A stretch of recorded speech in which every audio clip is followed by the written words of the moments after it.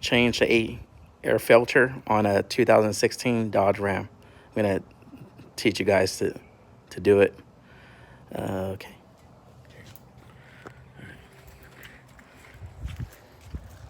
All right, as you can see, I already took out the old filter, but with this, it has a couple of snaps here that, you know, to unsnap. Actually has three. There's 1, 2, and then 3 on the other side.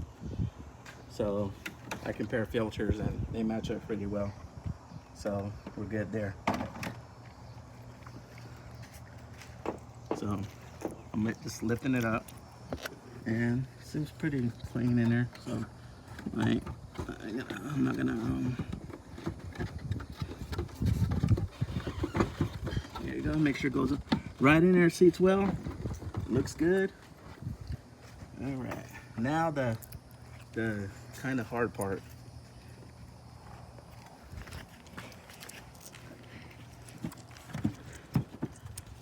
There again, and no inserts. Oh, there you go. Now the hard part. There you go. Just slide it. You're gonna slide it off, and then you're gonna slide it. When you take it off, you're gonna slide it like. Oh, pain in the ass. See, you just like that, and then you're gonna slide it. There. So, anyway, sorry for that little outburst there, but yeah, and just clip the clips back on. I'm sorry, I told you 3. There's 4 clips. There's 1, 2, 3, and 4 over here, and then money. So, you know, given that, always check twice, 3 times. Make sure everything's on there well. Closing, of course, they close well, seats well. And we're good to go.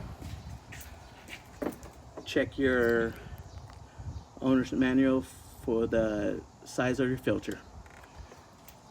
If it doesn't say anything on the manual, then go ahead and go to your local auto parts store and ask them to look it up for you.